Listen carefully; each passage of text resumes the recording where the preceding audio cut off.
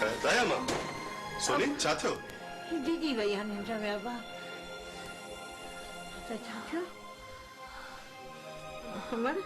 को ख्वाब ॾिठी? सोनी कहिड़ो ख्वाब ॾिठी? याद थी? अबा ॾिस त कीअं थी कुरड़ी वांगे फत के मुंहिंजी बचड़ी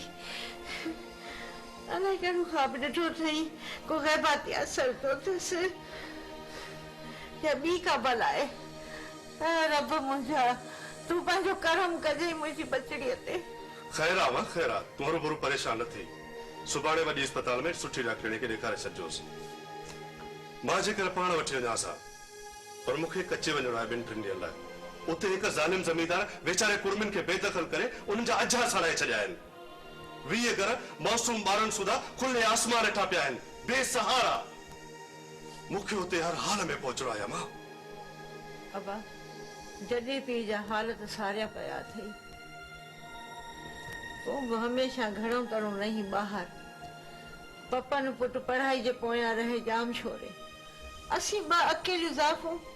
कीअं तूं ज़माने खे मोह ॾियूं इहा त मुंहिंजे रब खे ख़बर अम्मा अम्मा इंसानी रिश्ता खानदानी रिश्तनि जेतिरा ई मज़बूत हूंदा आहिनि ही हारी नारी गरीब गुरबा कमी कासबी बि त असांजे कुटुंब जा फ़र्द आहिनि उन्हनि जो दुख सुख दुख दर्द असांजो पंहिंजो ई मामिलो आहे मूं इन समाज ख़िलाफ़ जंग जोटी आहे जंहिंमें अणबराबरी आहे नाइंसाफ़ी आहे ॾाढ आहे ॾमर आहे को इंसान ॿिए इंसान जे जीअ में झाती पाए छो नथो ॾिसे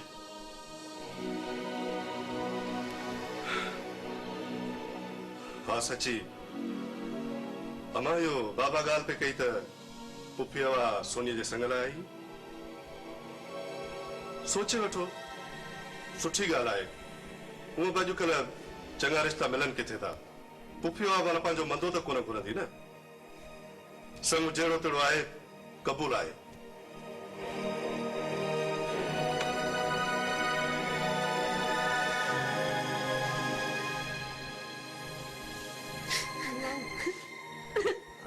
के वञा तूं न रो अमर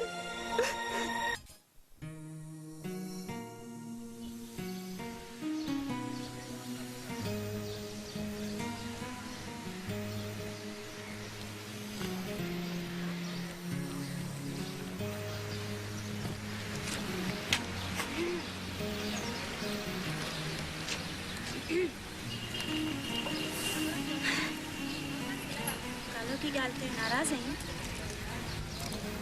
नगल आईने कॾहिं बि न ठीकु आहे मां वञा थी हसीना हसीना मूंखे तोसां हिकु ॻाल्हि करणी आहे गौर सां ॿुध हसीना हसीना ॼाणा थो त मुंहिंजूं कई ग़लतियूं आहिनि मां ख़ुदि ज़हन इंसान आहियां बाबा ऐं अदा ॾाढो ठीकु था चवनि त मां नौद आहियां